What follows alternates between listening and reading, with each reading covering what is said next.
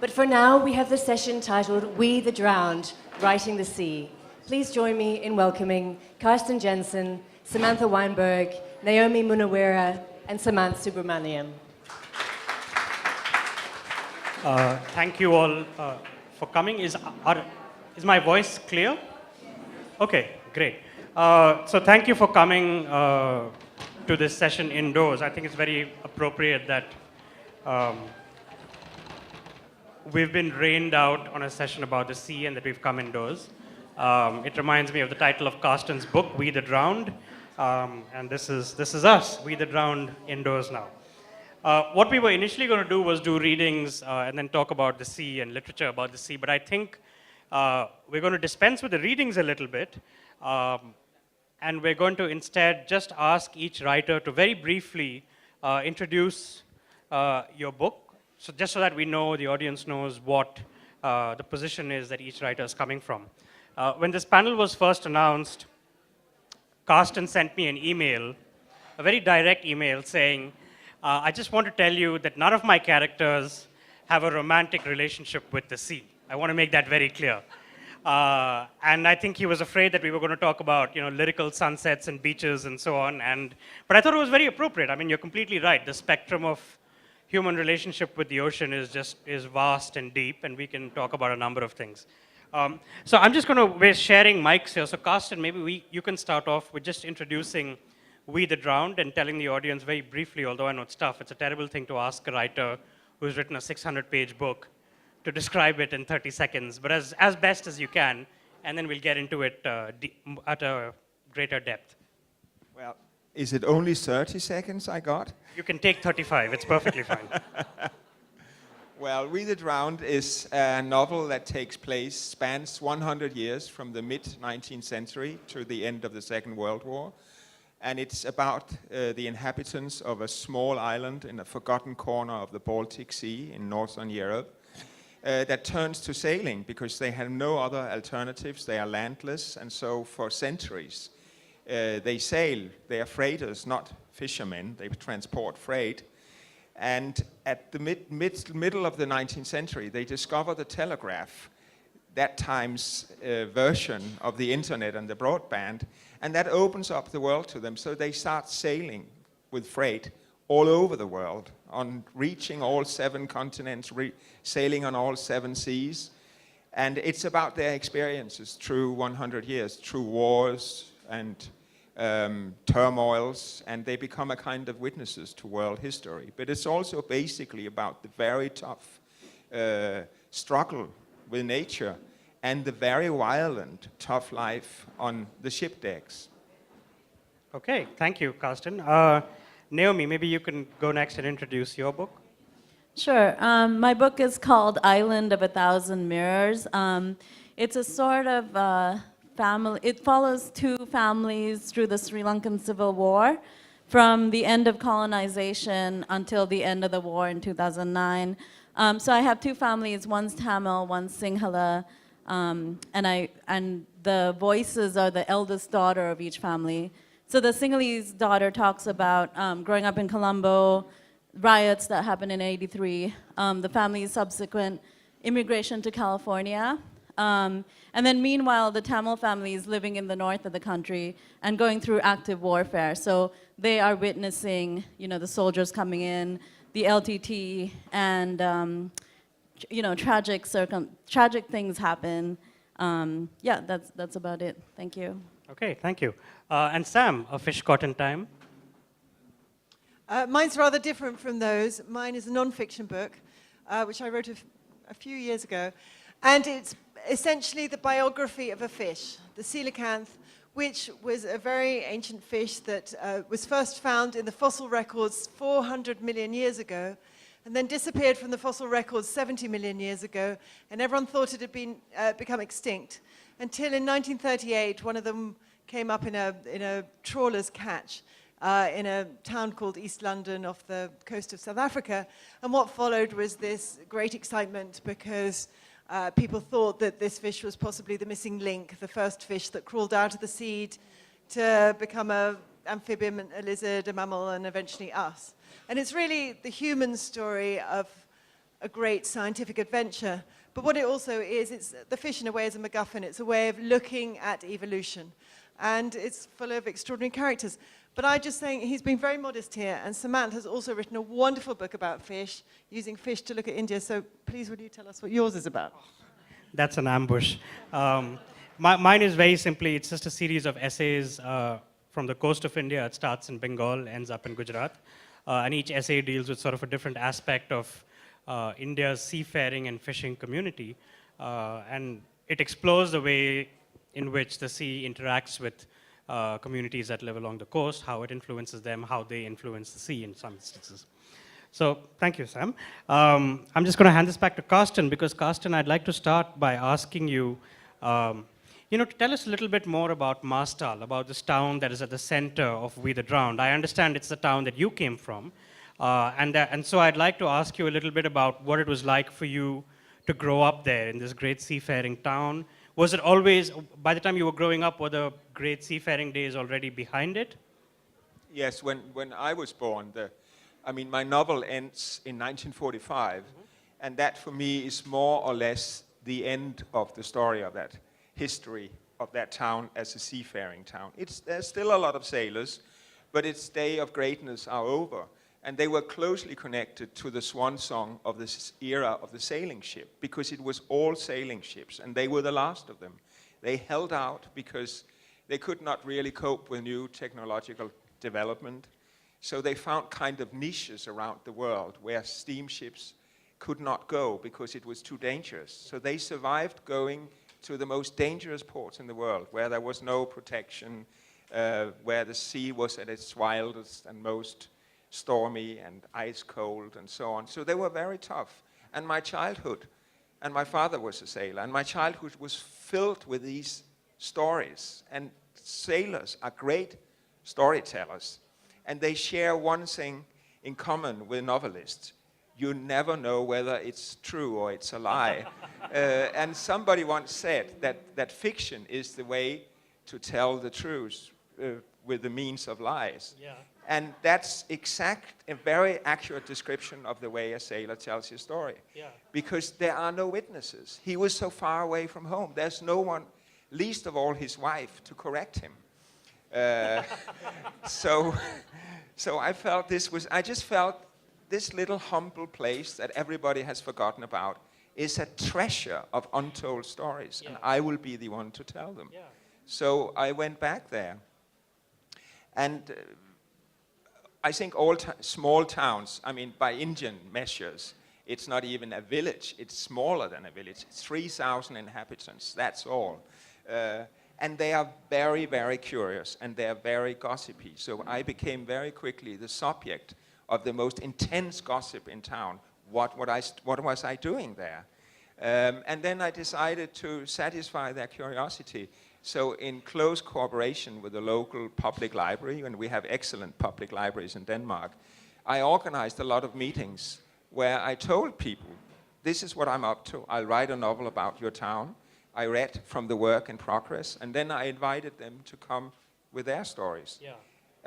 And so in the end, the whole town felt an ownership to the novel. So they would come up to me in the street and say, but I have a grandfather. He must be in your novel. It was as if it was a company and they had bought shares in it. And then I had to explain with a metaphor they understood very well. I said, it's your story, but it's my book, and I am the captain of this ship. Yeah. So you don't get to decide anything at all. I'm very authoritarian here. Yeah. I'm in charge. Yeah. There's a love. We the Drowned, for those of you who haven't read it, is just full of lovely, lovely reflections about our relationship with the ocean. And there's one thought that I'd like to read out. Carsten talks about the difference between a farmer and a sailor. And he says the farmer, after all, fitted the basic Christian vision better than the sailor. All those messages about bowing your head and throwing yourself on the mercy of fate were made for him. Whereas the sailor, on the other hand, is perpetually challenging the ocean. He's perpetually challenging nature. And you mentioned that a sailor is, in essence, a rebel. He's always rebelling against something. And I was wondering if there's this thought that we could explore, that all literature about the sea is the literature of rebellion. There is all you'll never read sort of a novel about the sea where the journey was okay. It was all bright and calm, and you got to the other end, and that was the end of it. Everything is about rebellion. Everything is about challenging nature at its most basic. Well, I think historically and traditionally, very often, unless you come from a sailor community, which Marstal was, then the sailors are the outsiders. They are the black sheep of the family. When you don't know what to do with a son, you send him out to sea, hoping that the tough life of sea will somehow discipline him. Mm-hmm. Very often the opposite happens. He gets even more anarchistic and undisciplined, because there's not just the struggle with nature, there's also life in the seaport, which is basically a kind of very anarchic life with lots of bars and prostitutes.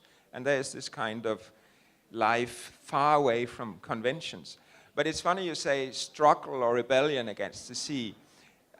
I didn't exactly think of, yes, struggle with nature, but rebellion, no, because a sailor that rebels against the sea doesn't know its laws, and he will perish very quickly.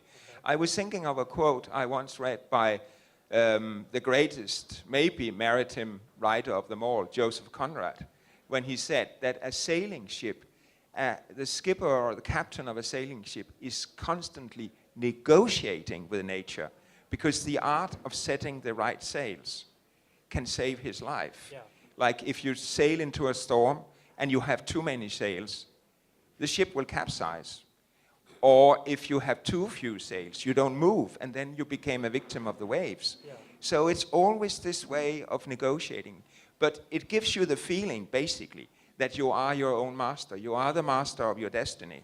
And in Marstal, they would always say that sailors who were very religious, who put their trust in God when there was a storm or a hurricane, were only the bad sailors.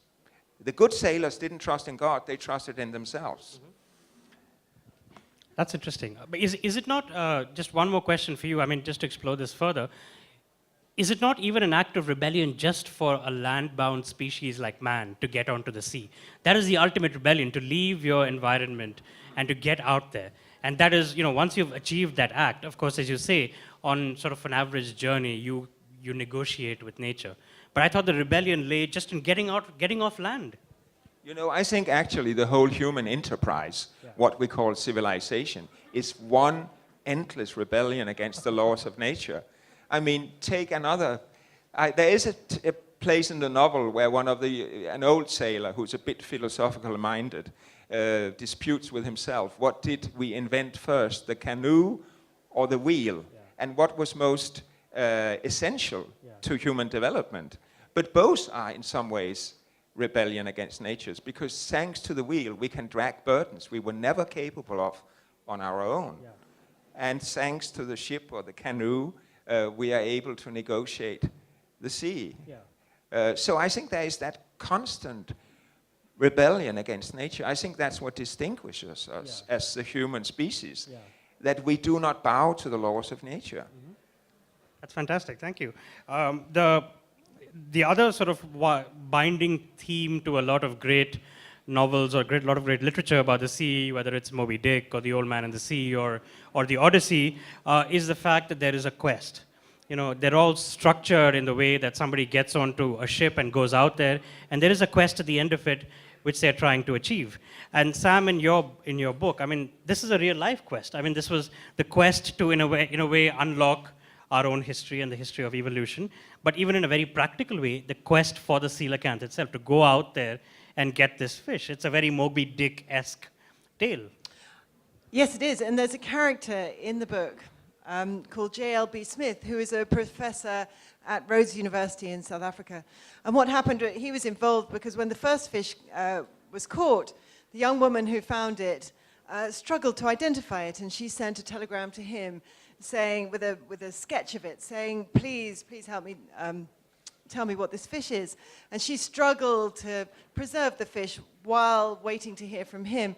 And he didn't, because of all sorts of vagaries at the post and the time of year, it was Christmas, he didn't get her telegram until it was too late, and the fish had already been, its innards had been thrown away, and the fish had been preserved with a bit of formalin, but all the essential inner parts were lost. And he saw this small little sketch, and he thought, wow.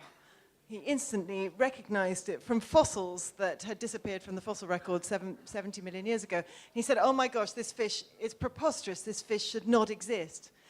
And when he actually got to see the outside of the fish, he decided this was going to be his quest, his life's work was to go and find another one of these fish. So he spent the next 14 years scouring the southern coast of Africa and the islands off Africa, putting up reward posters, asking anyone he could find if they had seen a coelacanth.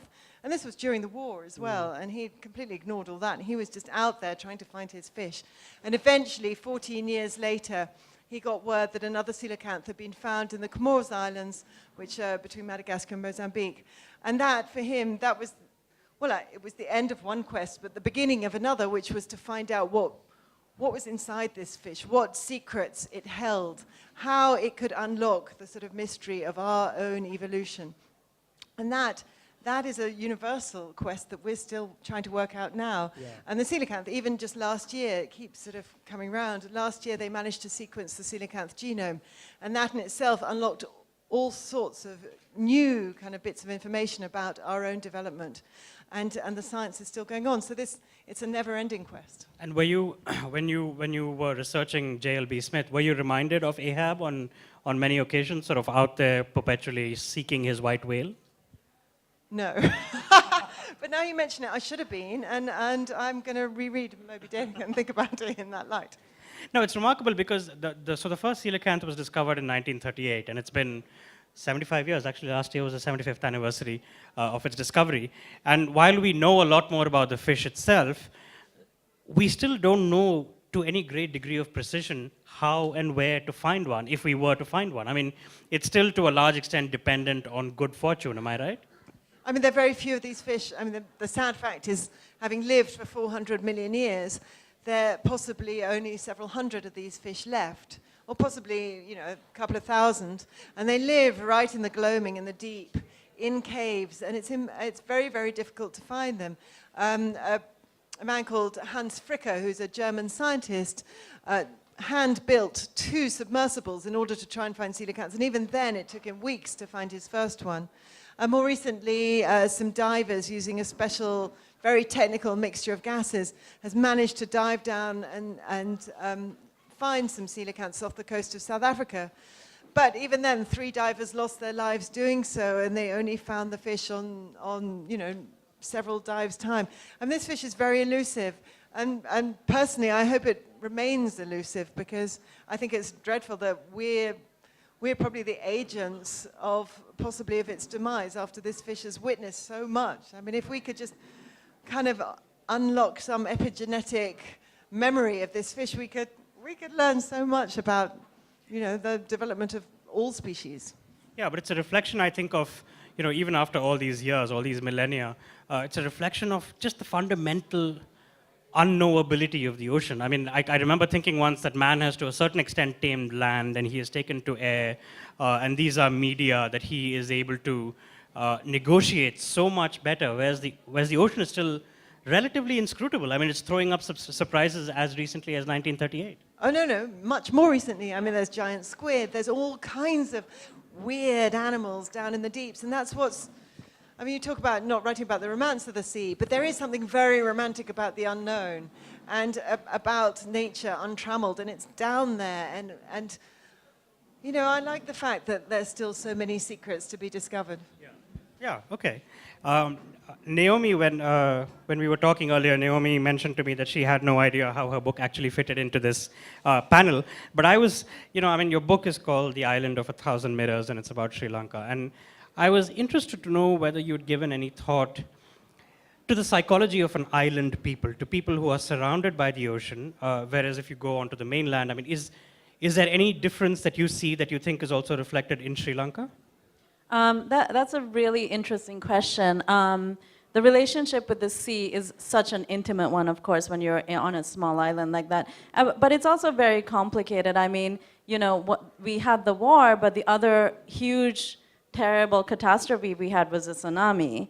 So there's this relationship with it, which is quite troubled and scary. For example, when when I was growing up in Sri Lanka, Sri Lankans don't swim. They don't swim. We have gorgeous beaches. We have tourists come from all over the world. But traditionally, our relationship with the sea has to do with fishing and the fishing caste. So they would go to sea, but nobody would sort of go out and lay on the beach like you do now. Yeah, and What- also, I mean, not to cut you off, but Yeah. also it just struck me when you said this now, is also that Sri Lanka has traditionally been a place to which other sailors come. They haven't Yes. had a great seafaring culture that went out, to other nations, which is surprising now that you mention it. It's quite surprising because when you think about Polynesia, you think about Hawaii, these are cultures, island cultures that build the ships and go out. We sort of didn't do that, which is very interesting.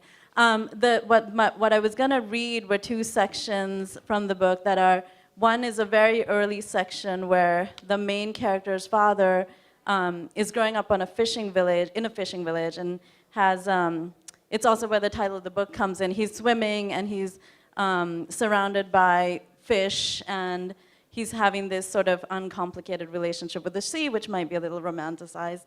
But then the second section I was going to read skips forward to about 25 years later, and his daughter is coming back from abroad, and her relationship with the sea is so different because she's dislocated from it, and she's coming back, and she feels more in common with the foreign tourists who are lying on the beach, are exposing themselves to the sun, which is something that Sri Lankans would really never do. So it's a very complicated relationship. We are surrounded by it, seafood, that's such a big tradition, but at the same time, the sea is considered a very scary place. You don't really venture into it. Yeah, I mean, somebody in Jaffna actually once told me that the way to explain maybe even the war, but definitely also this defensiveness and protectiveness of the Tigers and the Tamils, is that it's a siege mentality, basically. Behind them is the ocean. In front of them is this huge sort of, 3/4 of the island made up of Sinhalese people.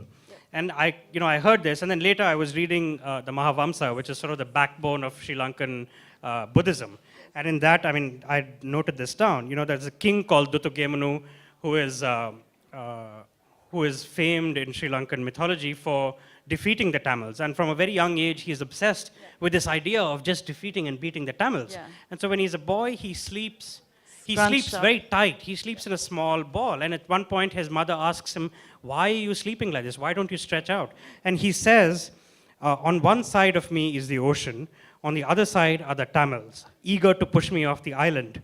How can I lie down with my limbs outstretched? Right. So it's always this barrier. The ocean is something to which you will be pushed into if you're not careful. Right, and I think it's, both sides, the Tigers and the Sinhalese really feel this sense of landlocked, where is our space, where is our land, where is our belonging, when it's a limited amount of space. The sea is there, and then this enemy, which is a very intimate enemy because it's two ethnicities that have lived on the island together for, thousands of years. Yeah. Is it like that in Marstal? I mean, I know Marstal is, it's not an island, of course, but there's a vast hinterland behind it. But is there a notion that the sea, as you say, is to be feared to a certain extent? You have to negotiate it. But sometimes it's like being caught between these landlubbers on one side and the ocean on the other, and you are sort of your own unique community?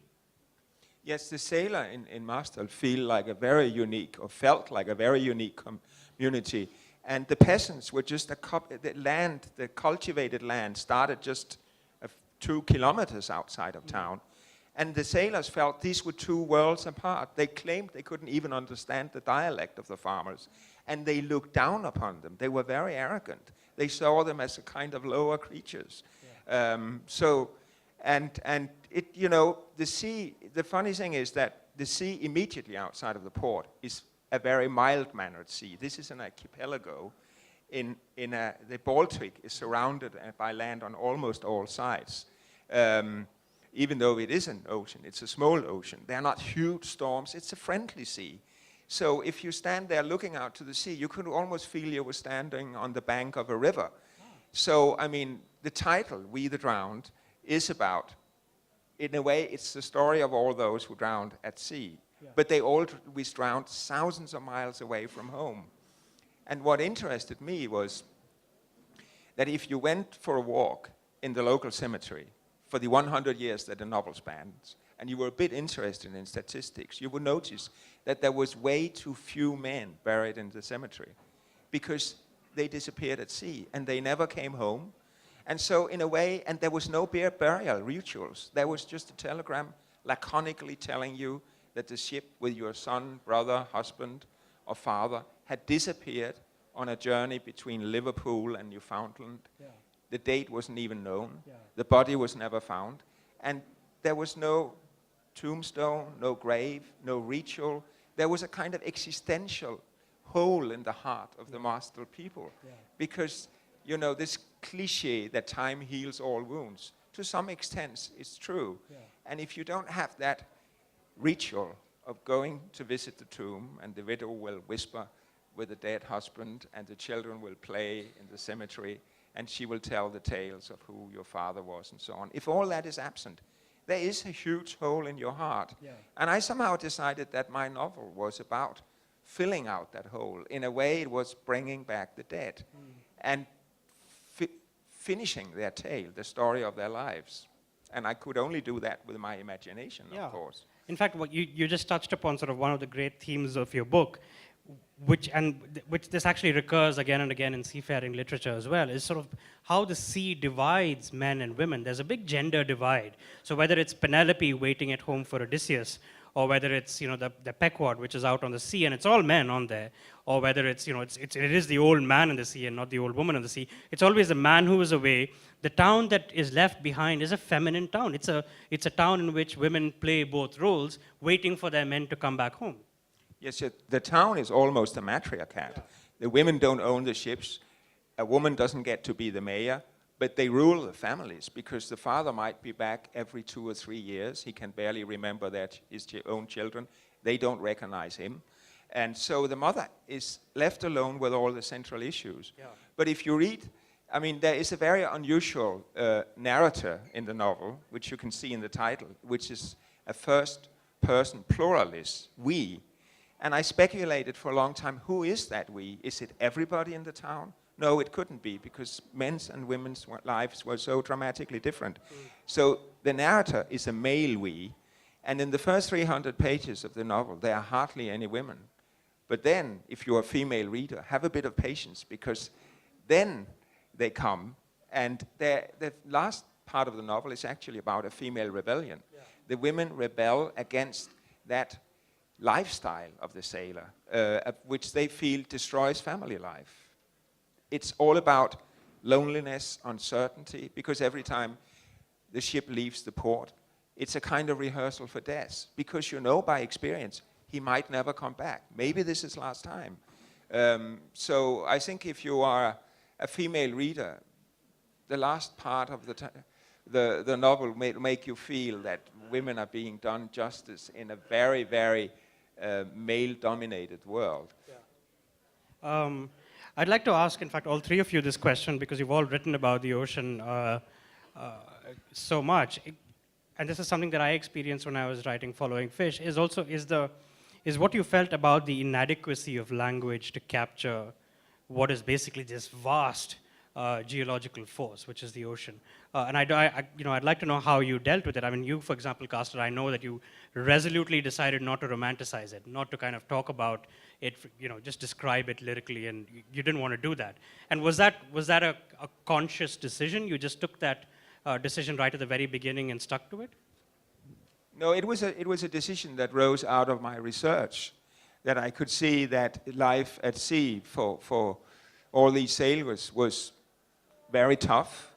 It was very rarely romantic. It could be in a foreign port, but basically they were on the sea most of the time. Yeah. And the relationship between sailors were often very violent. Yeah. Physical strength means a lot, and there's a clear hierarchy. But there's also something redeeming about it, in the sense that what you learn on the ship deck is a sense of moral responsibility towards your fellow man. Because if only one sailor on a ship doesn't do his duties, it might mean disaster for all of them. So they learn something about community, but they learn it in a very rough way. Yeah. But I mean, basically, they had a saying in Marstal that said, you don't get to choose whether you want to go to sea or not. You get to choose on which ship you will start, whether it be the albatross or the seagull. That's the only choice you got in life. And from then on, you're stuck on the sea. Yeah. And there was, I have a description of, which was based on my research, of a schooner. And a schooner is not a very big ship. And it has like a crew of 4 or 5 men. And they're stuck in a storm on the coast of Newfoundland for 30 days. And they have no idea whether they will ever reach port. And they get nowhere. They're just trying to survive, to keep the ship upright. Yeah. And then I noticed that, you know, I said, even when you are in mortal danger, if it lasts too long, you start to get bored. Your big problem is boredom. In the end, they're just so bored because it's the same thing every day. It is so tough. It is so hard. They're constantly cold. They're constantly wet, and so on, and they don't get much sleep. But in the end, it becomes so monotonous that they almost don't care whether they live or die from pure exhaustion. Naomi, what about you? I mean, I know the sea only sort of laps at the fringes of your book, so to speak. But you know, I was wondering, when you did write about the sea at that point, I mean, did you sense in yourself a change in the way you use language?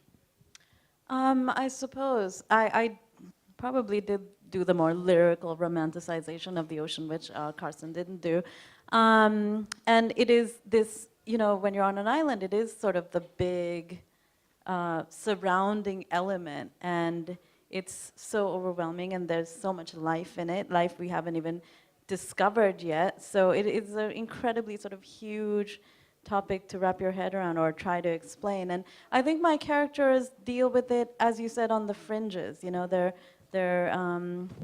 relationship with it is sort of important, but not the overwhelming thing. Yeah. The other thing, I mean, maybe Sam, I could ask you this, and we could go around a little bit also, is that for a lot of people who live on the coast, I mean, we've talked about the sea as a force that can destroy you or hem you in or change your psychology. But, you know, to look at the flip side of it, there's a lot of adventure novels that are based on the sea. I'm thinking of Patrick O'Brien's Master and Commander series, which is just terrific. But for people in Marstal, but, you know, for J.L.B. Smith, the sea is an introduction to a wider world. I mean, these sailors who would otherwise never have seen Indonesia or never have seen, you know, a lot of the other parts of the world. J.L.B. Smith, who would never have been introduced to the vast diversity of life that exists on Earth. The sea, in a sense, brings the rest of the world to us.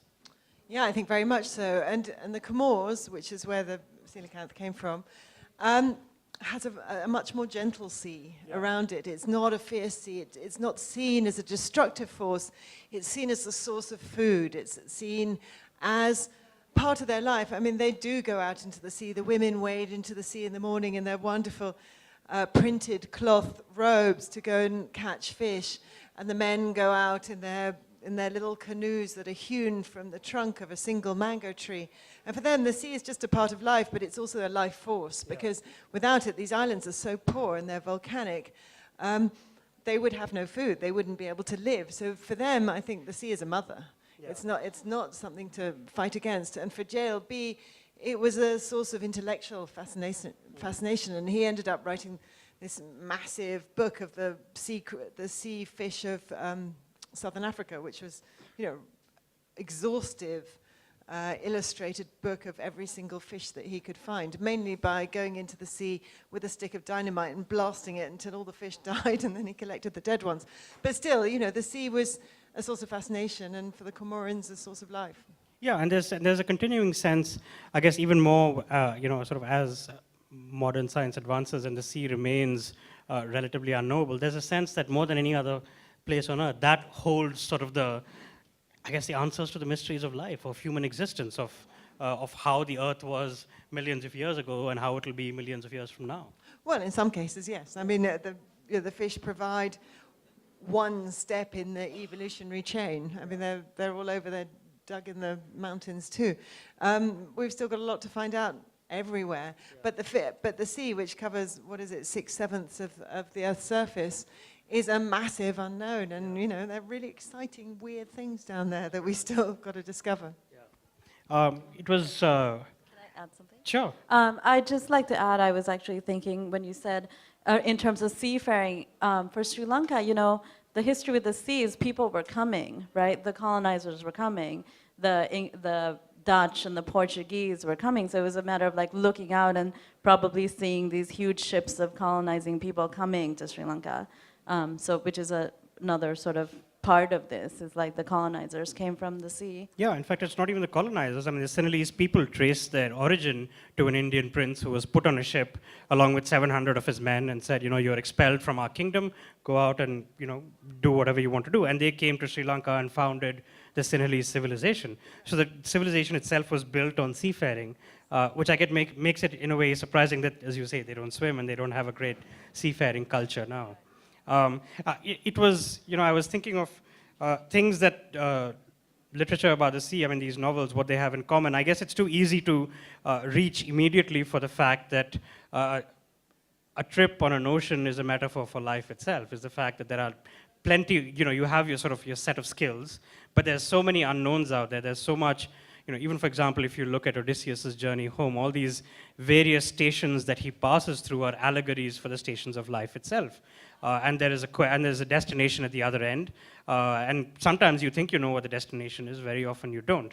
I mean, this was, as I say, this was too easy a thought to reach for, but maybe you could discuss it and maybe you have something interesting to say about it. Anybody?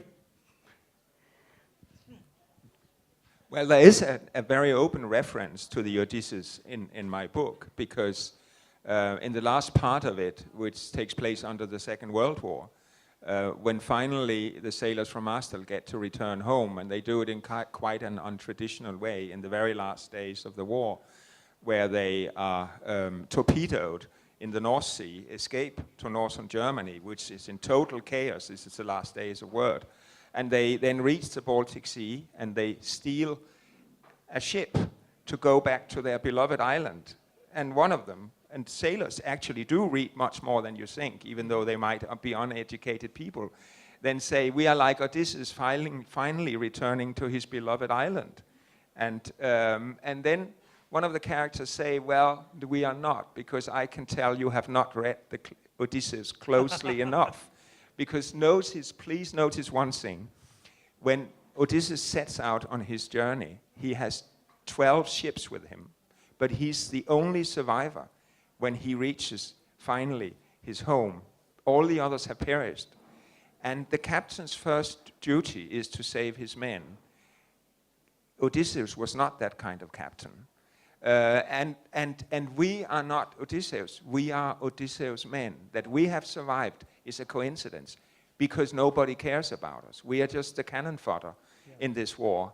And so there is somehow the whole tale of Odysseus turned upside down and seen from the point, you could say that in a way my novel is the Odysseus told from the point of all his men that perished during that endless journey. Yeah. Do sailors, I mean, I'm curious, in Marstal or elsewhere in Denmark, do they still read the Odyssey and know it well? Is it still... No, they don't. And whether they ever did, I don't know. But I know, well, my father did not read book. He was a very militant anti-intellectual, and he thought that everybody who ever opened a book was a parasite.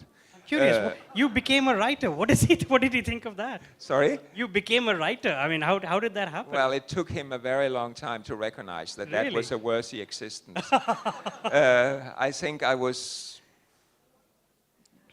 approaching 50 before he finally thought that I had become something, just a little bit. Wow. Until then, he thought I was a total failure. Wow. Because Okay. I did not work with my hands. Yes, you weren't on the sea. There's the final thought that maybe we could just bat about ourselves a little bit, and then we'll open it up for questions. There's a wonderful Paul Valery poem called The Graveyard by the Sea. And there's lines in there that say, la mer, toujours recommencer, which means the sea, forever restarting. And you know, your protagonist, when she's flying to America, she looks down at the ocean, and always the ever-churning sea, returning on itself wiping away every footprint. I mean, there's a huge promise of renewal and the prospect of discovering new life or a new life form, as in the case of the coelacanth. I mean, the fact again is that it renews us in ways that literature celebrates quite a bit. Yeah, I think I also end my book with footprints on the ocean, on the beach that I washed away by the ocean. And, I was just pointing to the fact that at the end of the day, we'll all be dead and gone. Perhaps even the species will die off at some point in the, far future. But the ocean will probably survive us, and the planet. With the coelacanth, yes, that's exactly. true. Yeah. And that life force will go on far, far beyond any of us, and possibly our species. So at the end of the book, what I was trying to point out is that this history, which is so powerful, and I've spent 300 pages talking about, at the end of the day, will also be sort of washed away and forgotten. Yeah. Okay. Great. So let's open it up for questions. I don't think there are microphones here, but it's a small space. Oh, there is one. Okay, but it's a small space. I think if you stand up and shout loud enough, we can hear you.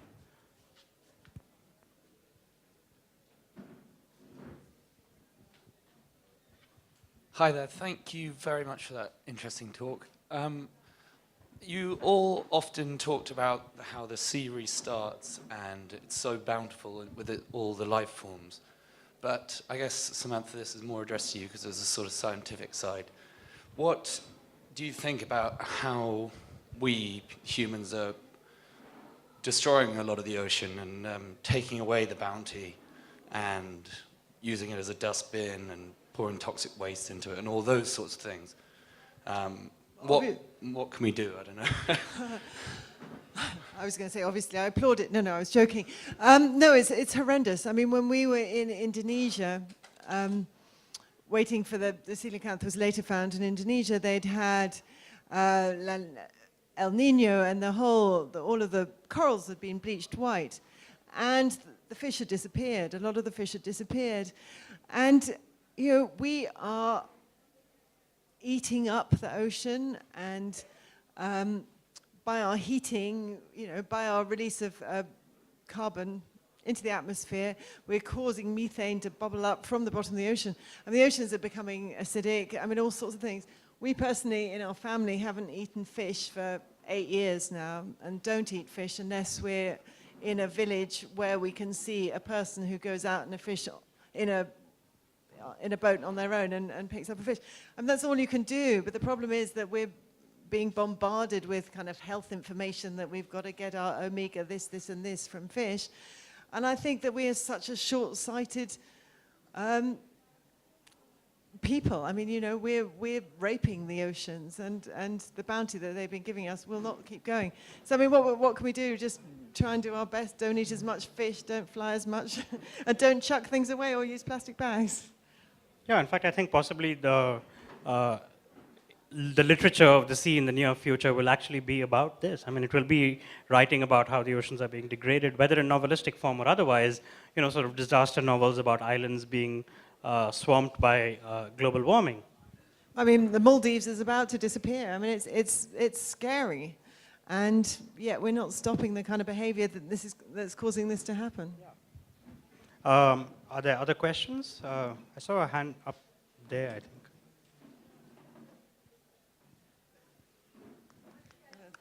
Yes.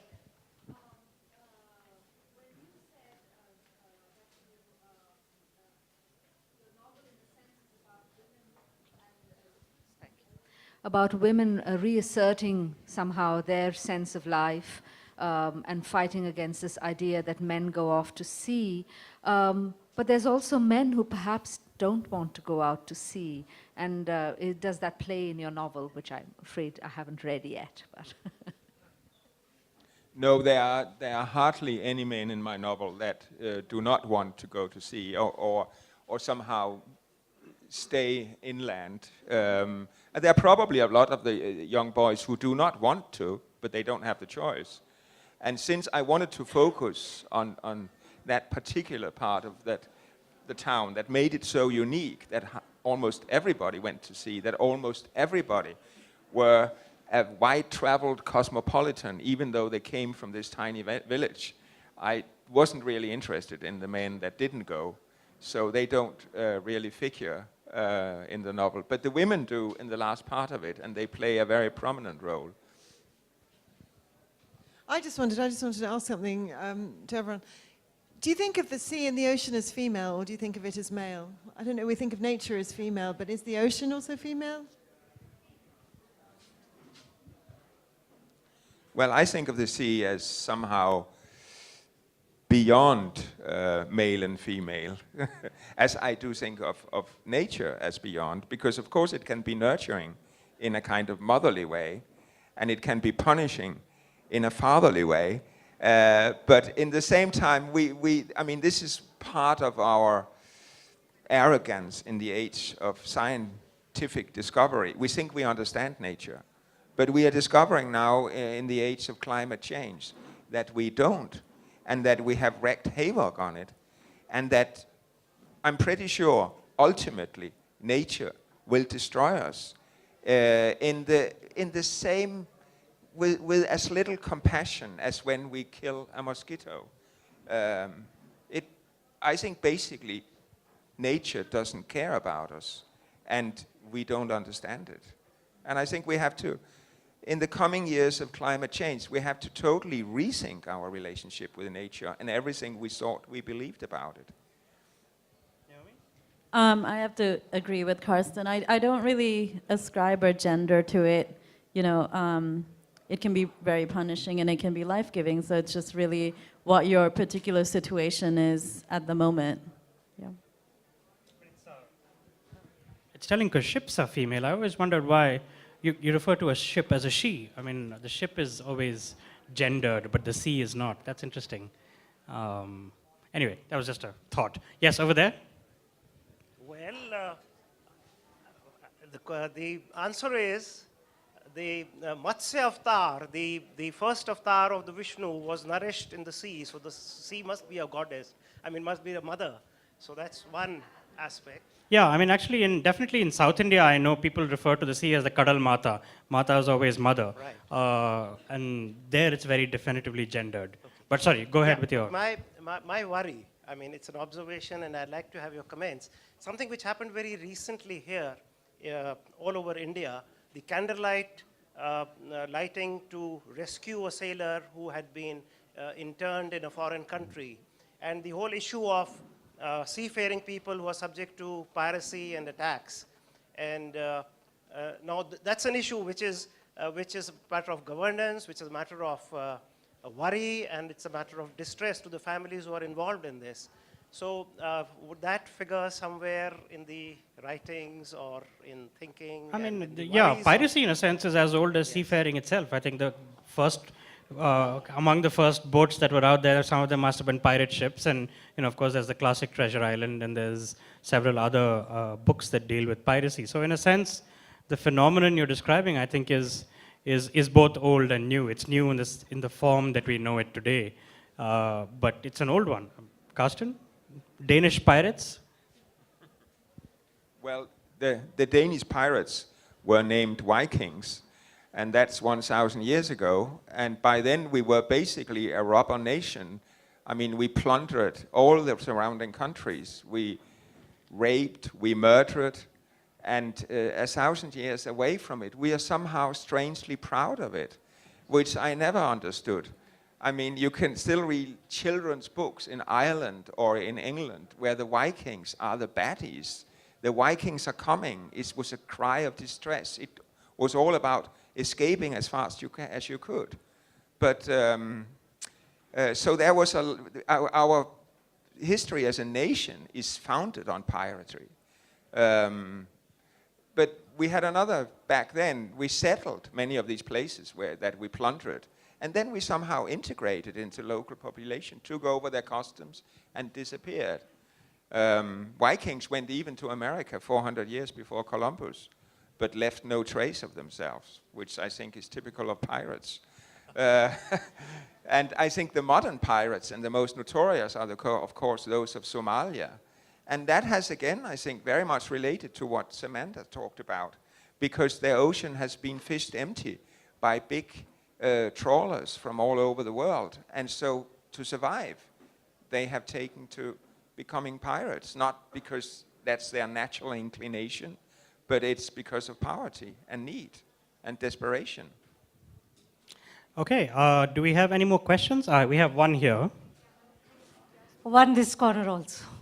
Sorry? Oh, okay, there's one here, and then we'll come to you, sir. Just 1 minute. To Carsten, you said you were the captain of the ship when you were researching. Captain must drown with the ship. So it's the principle. But I just want to understand that while researching, while doing this book, what did you feel? Did you drown or did you come out? And what was your feeling? Because we are researching, and when you go into the depths of research of this kind, there is a huge infinity. When you feel that you are almost being submerged in that infinite environment of the sea. That's to you and to Mr. Subramaniam. I've just been to Madurai, and to Meenakshi Amma, they say, the fish never sleeps, and she watches over the people. And that's why we talk of Goddess Meenakshi as Meenakshi, because she has those eyes. Were you able to get to that in your writings ever? I'll answer very quickly first. No, I mean, I didn't explore that. The goddess of the fish-shaped eyes. No, I didn't get into that at all. No, but this question about researching, I think is very interesting for every fiction writer, because where do you stop? And I had the feeling as I was doing my research that I had to know everything about sailors and sailors' lives and the way they thought and their history. And if I had followed that, I would still be researching. And there came a time when my wife, who's also a writer, said to me, "Will you please shut up? Stop your research, sit down and start writing." And since I'm a very obedient husband, I did what she told me. And I did it somehow to prove to her that this wouldn't work. I imagined myself getting up 2 hours later and spiteful, saying, "Look, it doesn't work." But I got up 5 years later and my book was finished.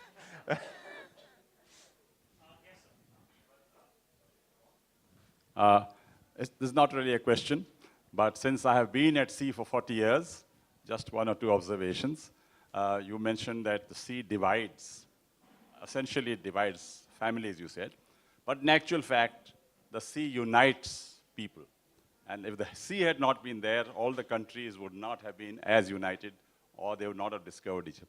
That's the first point I'd like to make. Second, you said about every man doing his duty and how important it is. And that is why we have a saying in the Navy, all of one company, whether it's the captain or the cook. If somebody makes a mistake, you all go down into Davy Jones' locker. And the third thing is, the lady there said something about going down with the ship, right? Fine. I've also been a captain many years, and captains are supposed to go down with the ship. But historically, I would like to tell you that the Admiralty passed an order in World War II. Captains are not to go down with their ship because it's very difficult to get a captain with 25, 30 years experience, whereas you can build a warship in 1 year. Thank you. Thank you very much. No, but I also think it's a romantic misunderstanding that the captain is supposed to go down with the ship. No, he's supposed to see to it that all his men are safely in the lifeboat, and then he can abandon ship. Of course, it would be a waste of human life if he was to just for a kind of matter of honor or pride go down with it. And I think your first point was very important about the sea uniting, because one of the reasons I read the book was that I wanted to stress that a nation of sailors, when a sailor, when he's been away, he comes back with a very important lessons. He knows that there's more than one culture in the world. He knows that there's more than one way to do things. And this in contrast to the farmer, who knows only his own soil, who lives in a world of traditions, and we used to do this, and if a stranger appears in his fields, he gets immediately suspicious. At least that's how it is in my country. And if for a couple of generations ago you would ask a Dane in the street, what kind of nation are we? he would say, we are a sailors' nation. If you asked him today, he would say, our historical roots is as a farmers' nation. And that has something to do with a growing nationalism, with a growing suspicion of strangers. And I think that the sailor has a lesson to learn us, to teach us in the age of globalism. And that is, there is a kind of imperative in globalism. And that is, whether you want to or not, you've got to learn to live with strangers, those who look differently from you, have another religion, another culture, other eating habits. Whether you want to or not, you've got to learn to live with them. Very good. That's a very nice note, I think, to end this panel on. Thank you, Carsten, Naomi, Samantha. Thank you so much for being here, and thank you all for your questions.